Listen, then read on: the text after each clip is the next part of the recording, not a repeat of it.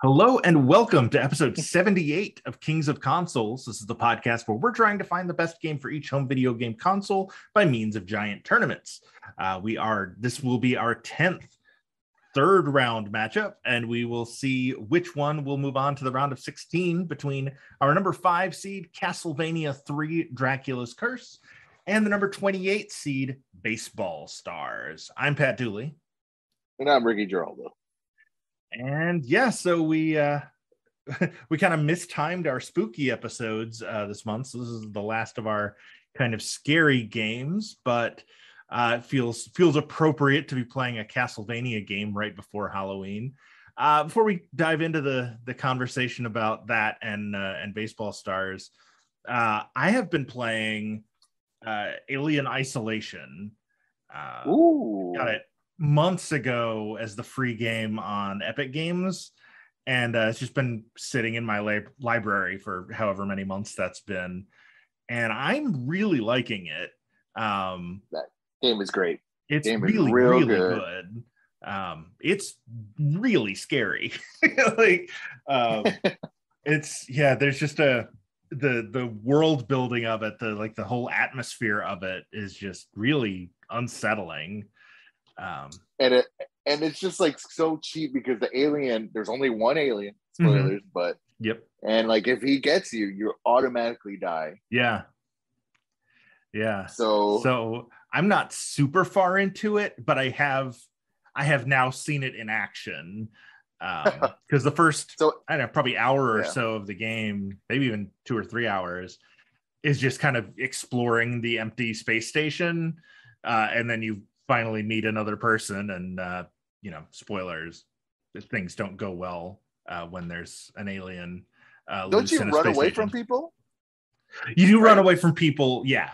Well, you see people like off in the distance, and then you meet, I don't remember his name, but like the two of you run from the people with guns, and then he gets dead. So funny. So it's not a horror. What I've been playing is Kingdom Hearts again because of the Smash Brothers reveal. I got into it, and I've actually right now I'm playing the Halloween Town. Nice. Appropriate. Appropriate. I need to go back to those. I got the whole the story so far bundle for Christmas last year, and played a big chunk of one, and then just got distracted with other stuff and just never went back to it. I need to go back and play through those because I really like the Kingdom Hearts games. Yeah, I just want to get to the second one because the second one, it's one of my favorite games actually of all time. I think the second one is really good. Second game, real good. And then the third one, I've heard not so much. Yeah, not so much. But I like the games we played this week. Yeah, 2 really good games. We might as well dive right into talking about our underdog, which is Baseball Stars, a 1989 baseball game from SNK. It had a first round bye in our tournament, and then it beat Jackal in episode 55. You play as one of 8 default teams, or up to 6 more you've created in either versus mode or league play. It's the first NES game to have battery backup, and the first baseball game for any console to have it. It allowed you to create teams, configure leagues, and save statistics for your players, teams, and leagues. A sequel for the NES, Baseball Stars 2, was released in 1991, and 2 other sequels were released for Neo Geo, Baseball Stars Professional in 1990, and Baseball Stars 2 in 1992. The Little League Baseball Championship Series and Legends of the Diamond NES games used the Baseball Stars engine, but are not considered part of the Baseball Stars franchise. And this is the last game left in the tournament from SNK. So Baseball Stars, really fun. It's it's got some some control issues. They hadn't quite figured out how to smoothly play defense in a baseball game at that point. But it is a lot better than a lot of other baseball games of the era. Like I really liked RBI baseball, but the fielding in Baseball Stars is significantly better.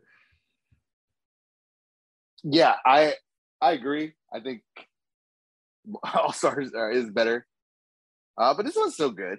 Still pretty enjoyable. And I like that there's like it doesn't have an MLB license or anything, so it's, you know, it's all made up teams. But I like that there's like a variety of the different kinds of teams. I mean, there's even a women's team in the game, which is really cool, because that was definitely not a thing that you saw in that era. Yeah, actually, yeah, I didn't even think about it. It was like, wow, yeah, they do have a women's team. Yeah, and it wasn't like a women's game. Like, it would be one thing if it was like, you know, Softball Stars and it was all women's teams, but this was just like a, you know, league of their own women's baseball team, which was, you know, good for you, SNK. That's very progressive for 1989. Hey, SNK have always, I mean, they made our own female fighting game. That's true. So that's true. They're pretty they've been always progressive, I guess. Yeah. And I'm going back to jog my memory about what the other SNK games in our tournament were. But maybe it was just, oh no, that was round 2. What did they had oh yeah, let's see if you can remember. Oh my god, they had the one with the tank, or not tank, the commando guy. Ikari Warriors. There you go, Ikari Warriors, yeah. Because those characters are in SNK fighting games like King of Fighter. Yep, that's right. And then they also made Crystalis, which was neither of our favorites. No. But wasn't that? Yeah. But this is definitely the best of the 3 SNK games in the tournament. So it's appropriate that it's the only one to have lasted this far. And we'll talk about how we did when we played it in a later segment. But I guess really, it kind of comes down to, does it still hold up 3 hours later? And I would say, I think it's, of the sports games we've played for this show, I mean, my own personal bias toward Tecmo Super Bowl aside, I mean, this is worlds better than, ice hockey. It's better than most of the racing games we've played. It's really honestly, good. Yeah, as much as I tease you about the football game, it's definitely the second best. Yeah, for sure. Yeah, Tecmo is, I have it inflated too much. I acknowledge that, but it is the best sports game in the tournament. But Baseball Stars is a solid second, and it was fun to revisit it for another hour. But it does face very stiff competition, no pun intended, in the form of Castlevania 3 Dracula's Curse, which is a 1990 action platformer developed and published by Konami. It was directed by Hitoshi Akamatsu, designed by Ai Urata, who's also credited as an artist, along with Noriyasu Togakushi and Takeshi Fujimoto. It was programmed by Yasuo Okuda and Mitsuo Takemoto, with music composed by Hidenori Maezawa, Jun Funahashi, Yukie Morimoto, and Yoshinori Sasaki. It had a first round bye and then beat Super C in round 2. The story is that in not 1976, that would be a very different game. In 1476, the exiled Belmont clan is called back to Wallachia by the church as Dracula is attacking Europe with an army of monsters. You play as Trevor Belmont, as well as one of 3 companions, depending on choices you've made throughout the game. A sorceress named Sipha Belnades, a pirate named Grant Danasty, and Alucard, the son of Dracula himself. Each companion, or the decision to not have one, will result in a different ending to the game. Just on a whim, I decided to look up other things that were happening in Europe in 1476. Vlad the Impaler declared himself the Prince of Wallachia, hence why the game sets the story during that year, but he died that year on a march to Bucharest. The Burgundian Wars raged on between the Swiss and the Kingdom of Burgundy. Pope Paul IV was born, and Leonardo da Vinci is acquitted on charges of sodomy. Nintendo Power called Castlevania 3 the 9th best NES game, and Games Radar has it 8th on their list. The magazine we don't talk about anymore because of their stupid opinion that ice hockey is better than Blades of Steel, that we discussed back in episode 66, calls it the 57th best console game ever. And it is one of 3 Konami games remaining in the tournament, along with Castlevania 2 and Contra. Nice. That was a lot. Man, this is really, every time I play this, I'm more and more like, this honestly might go all the way. Like this is an excellent game. I was thinking about when we played Castlevania 2, I'm like, man, they just like improved so much. Mm-hmm. Yeah, and it feels like 3 is really a nice combination of 1 and 2, because 2 they leaned a little too heavy into the the Metroidvania style of having to double back to towns and and houses and stuff, and it was it needed a little bit more linearity.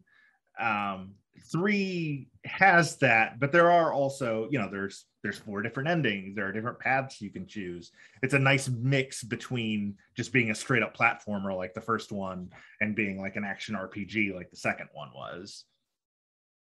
Agreed. Yeah, this one was way more action packed, and I love the secondary characters. They just add so much. Absolutely, and it really does. Like, the story changes dramatically depending on which of the 3 you choose, or choosing none. It's straight, relatively straightforward. Run and whip and jump and climb, but it's just really, like, the music is dope. The controls are really crisp. Like, the platforming is really solid. I really enjoyed this in the first round, but I think I enjoyed it more this time, even though when we get to how far we made it, I will admit I got pretty stuck, which was frustrating, but it was one of those where, like, all right, I know I can beat this, let me try it again, as opposed to other games where I've gotten stuck and been like, I guess I'll do this again. Like, spoiler alert for next week, but a little too for Zelda 2 had an element of that, where just kind of running into the same wall over and over again. But this was like, okay, I see what I did wrong. I'm gonna try it again, and I get a little closer every time. But when we get to that, we will talk about whether I ever actually succeeded. But yeah, this is, and I feel like this is like the start of the Castlevania golden era, because Super Castlevania 4 is excellent, and then I think the next game in the direct series after that is Symphony of the Night, right? Symphony of the Night, yeah, which is so. That's considered by a lot of people the best of the series. Yeah, Symphony of the Night, man. Whew, what a game. Bad voice acting, but that was also very early in the world of voice acting, so it's a little more forgivable. Like watching the cutscenes from the original version of Resident Evil, not the remaster. Oh, so good. The live action one? Yes. Well, not even that. I forgot there was a live action one too. But I was talking about more of the like the "you were almost a Jill sandwich. You're right, Barry." Yeah. That was pretty bad. They fixed it a little bit in the remaster, but that was kind of back in the days. I love the remaster. The visuals look crazy good. Oh, it's so good. I just finished it a week or so ago, and it is nice. It's incredible. I wish. Sorry, go ahead. Did you keep Rebecca alive? Did I what? Did you keep Rebecca alive? I did not. No. No. So I didn't see that ending. Yeah, I also let her get Barry, and then I killed her. So I didn't get a great ending. Yeah, I did rescue Chris though, so I did that much. That's good. But yeah, not a super happy ending. I was thinking about going back through it as Chris, just to see, what's different for his story. But I also really now I want to play 2, but for some reason 2 and 3, 2 is on sale now for less than it has been, but it's still more than I really want to pay for a game that's that old, Right. Since I just bought 4, 5, and 6 in a bundle for 20 not that long ago, and 3 is 30 just by itself. Yeah, that's. You gotta watch. You definitely gotta watch.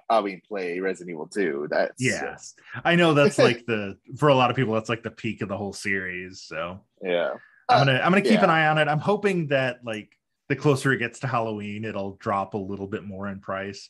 I know it's on sale in the PlayStation Store now, but I'm hoping it'll go a little bit lower. Especially since I'm still also working through Alien Isolation, and I just got, I don't remember whatever the current free game on Epic Games was another Among the Sleep, I think is what it was called. The one where you play as a 2-year-old who is in a nightmare. Yeah. Looks pretty wild. I'm excited to try that one. Look, I've got plenty of spooky content to keep me busy. Plus, I've still got Resident Evil 5 and 6 to get through because I beat 4 and I beat 1. 4 so good. Yeah, 4 is my favorite. I haven't played all of them, but of the ones I have played, 4 is my favorite. Even though now playing it, those controls are not great. That really should have been 5. Kind of got a better handle on it with being more of a dual stick shooter, whereas 4, the camera controls in 4 were real bad.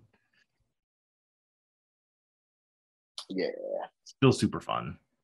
But it wasn't bad. Castlevania 3. Castlevania 3, not bad at all. Not bad at all.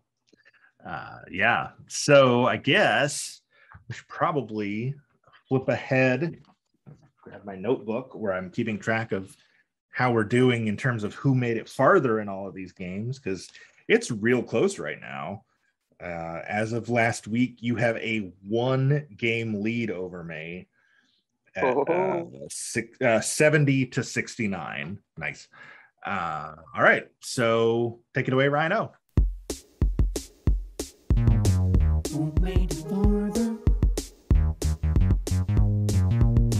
Who made it farther? Baseball Stars is hard to judge, right? Yeah. It's just a matter of how many games did you play? Did you win? Did you lose? By how much? Definitely did lose some. Yeah. I won my first game 9-8, and then got blown out in my second one. I lost 11-3. And I had a 1-0 lead in the third inning of my third game when time ran out. So I was 1-1, but with a -7 run differential. I did the same. I definitely lost the third game, and then I kept going and I beat them, but then I lost the next game. So I was just winning, losing, and I think after a while I was just facing the same team over and over again. So I was like, I don't know. But if you want this one, you can have this one. I think honestly it sounds like we were both basically 50-50 on this one. Yeah. In terms of wins and losses, I'm okay calling this one a tie,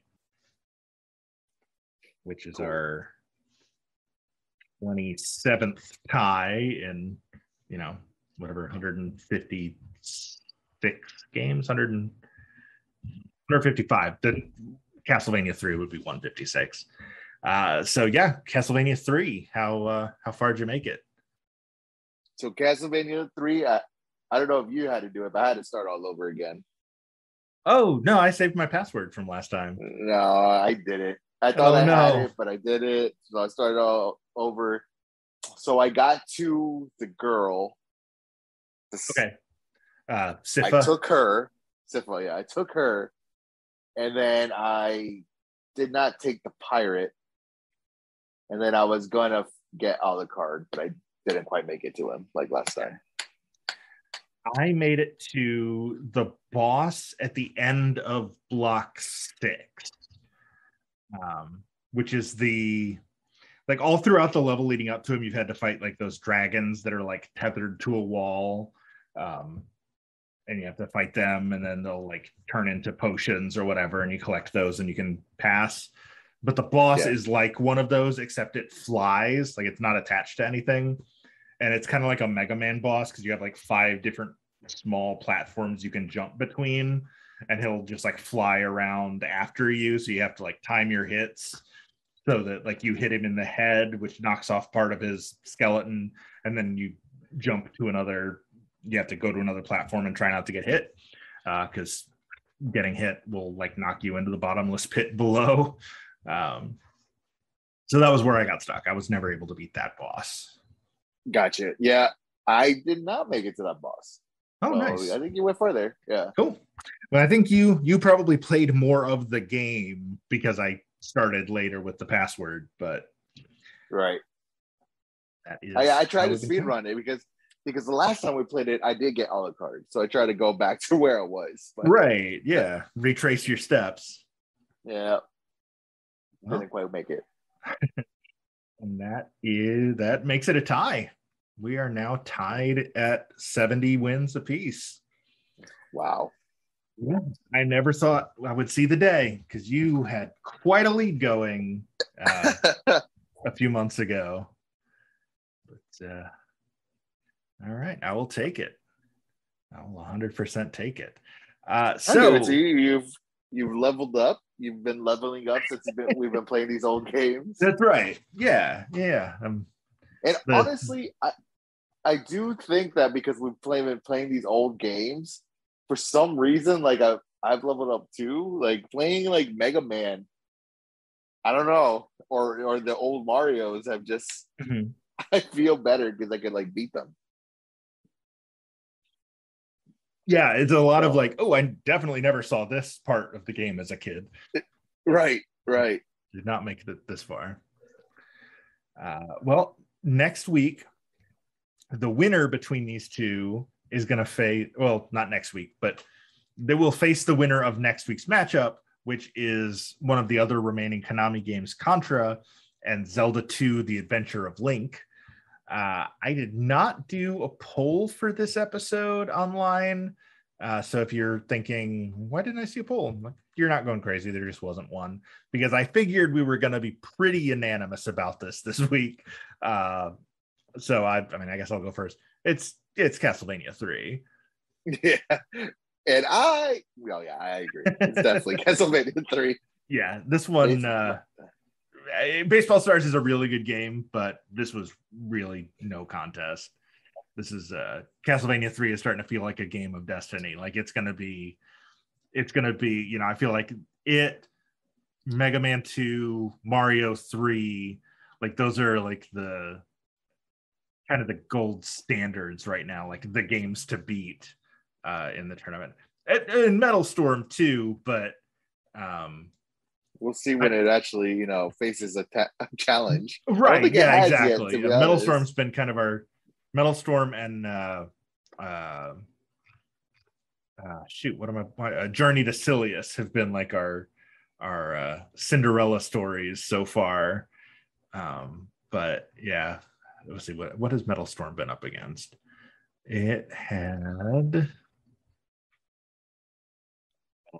Double Dragon 2.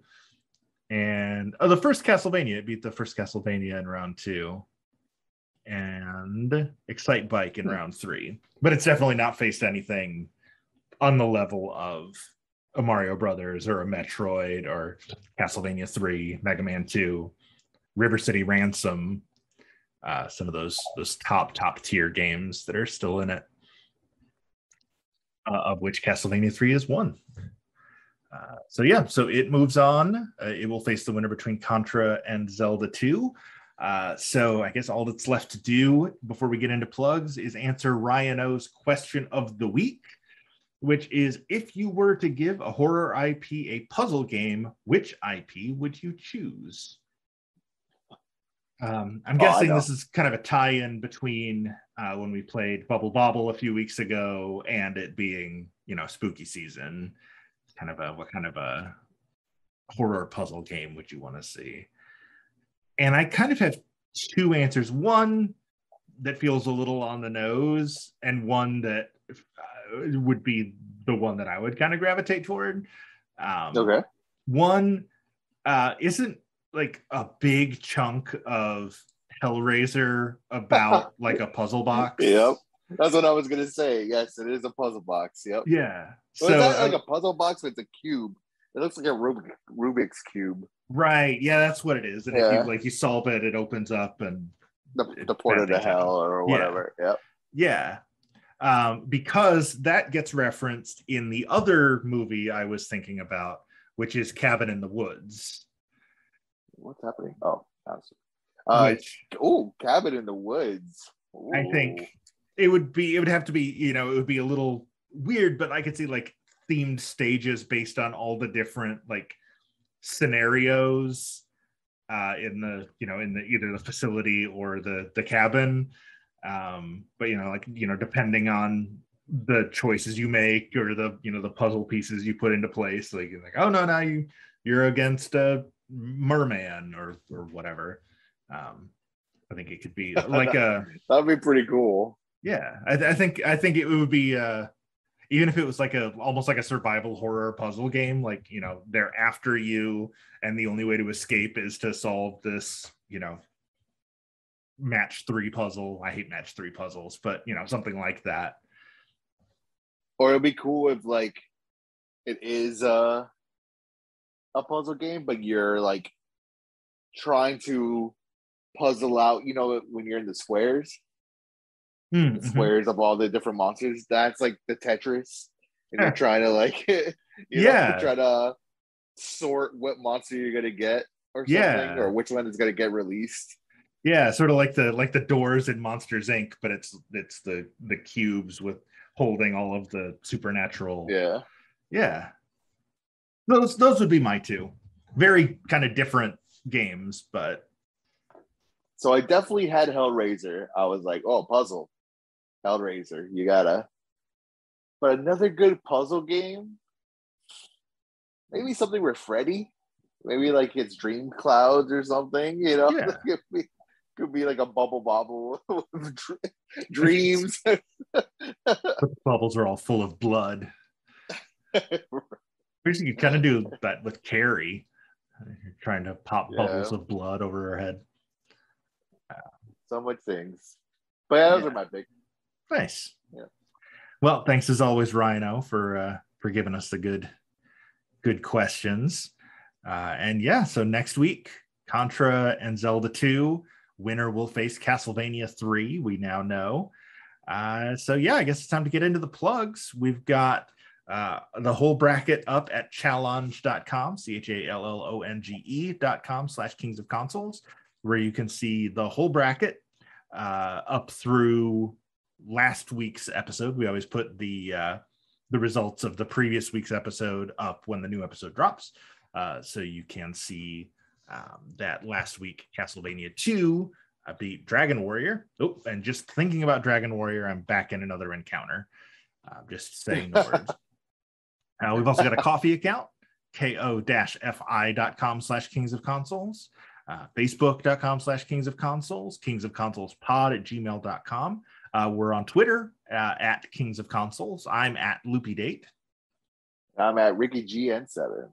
And there won't be a new episode this weekend, but next weekend, Pro Wrestling Simulated will be back, which is my side project over on Twitch with Mike San Gregorio, where we are simulating a big wrestling tournament, kind of like this big old bracket, except we are not actually playing. We're letting the game play out, and we're doing commentary and projections and stuff. It's a lot of fun. It's pretty great. A lot of pretty awesome stuff. Thank you. Appreciate that.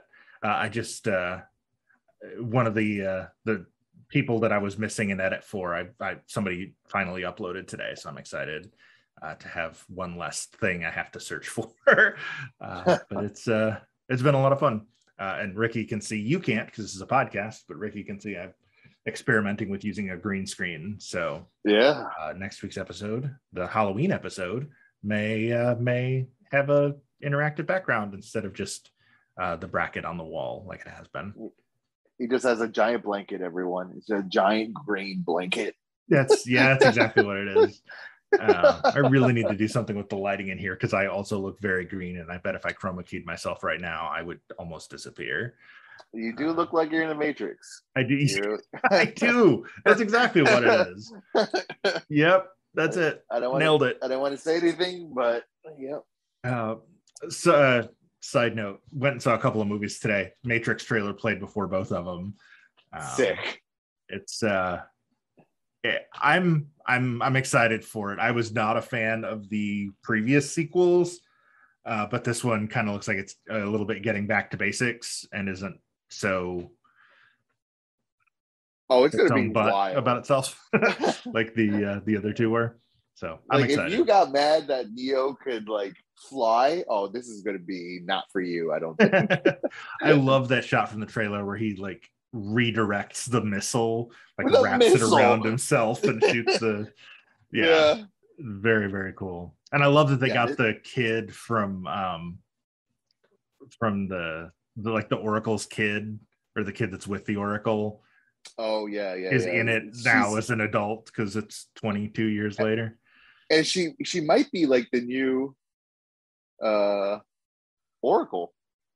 That I'd be down for that. Since the woman that played the Oracle is no longer with us. Yeah. So, and I believe I'm pretty sure in the last movie she became the Oracle, but it's been a while since I've seen Revolutions. You may have, but you should go see Revolutions and then go see. And why am I blanking on Matrix? What is the fourth one called? Resurrection. That's what it is. It's like I know it's another R. Resurrection. I think it's Resurrection. I'm pretty sure. Yeah. Matrix Resurrections. Yep. Yeah. I think we both just looked it up at the same time. Sure did. But also, just for my selfish reasons, go watch Dune because I want them to make a sequel. So please. Watch Dune. I will be very annoyed if there's not a sequel with the way that I'm pretty sure they greenlit it already. I'm pretty sure today it came out that they're going to do it. But it had a pretty solid opening weekend for, still being in the middle of a global pandemic. Apparently, so not only that, they're also looking at the HBO Max views. So watch it on HBO Max, guys. Watch it on HBO Max. It won't be the same. but you might be able to understand some of the dialogue more. I was gonna say you might understand it, and it won't be as loud. And I was gonna say you can ride the volume a little bit more so that every once in a while when they spontaneously go, oh geez, okay, volume down. Turn that down. That's at a 15. It needs to be at like an 8. It's like, why is that so loud? I was texting Ricky from like as we were leaving the theater, like I have such a headache from that movie. It was good. I enjoyed it, but I wound up with a pretty gnarly headache from the sand is very bright on screen, and there's a lot of sand in Dune. And Zendaya. Well, yeah. every time they show her, bright. It's like, oh god, bright blue. And also, well, no, this isn't that podcast. We're not going to talk about Dune. But you should see it, and you should see No Time to Die. The new Bond was very good. It needed about 300% more Ana de Armas. She was my favorite character in it, and she was not used nearly enough. Yeah, that's crazy. I hear that so much, that she was like really good in this movie. She's awesome. I mean, she's good love her in just about movie. Anything, but yeah. Knives Out is still one of my favorite movies from the last 5 years or so, and she's just awesome in that. I mean, I love that she and Daniel Craig have like this partnership going now. Where it's like, I really like working with you in this. Hey, come be a Bond girl. All right. See, I love her in Blade Runner 2049. Yes. So. Yeah. Bring it back to Denis Villeneuve. Yeah. We have different opinions about Danny, but that guy makes movies for me. Yeah. And I would imagine we probably have differing opinions on Yorgos Lanthimos movies. For whatever reason, that guy just knows what to make. I love The Lobster and The Favorite, but he is not for everybody. But what is for everybody is Castlevania 3, and we will find out who it's going to face in next week's episode. Until then, go see movies and play old games. Play old games, everyone. Kings of Consoles is recorded in Nashville and Orlando and is produced and edited by me, Pat Dooley. Thanks to Captive Portal for our theme song, intro for a non-existent video game, which can be found at freemusicarchive.org. And the music and sound effects for this week's games can be found with a quick Google search. The opinions expressed in this and every episode are our own, and we are in no way sponsored by or affiliated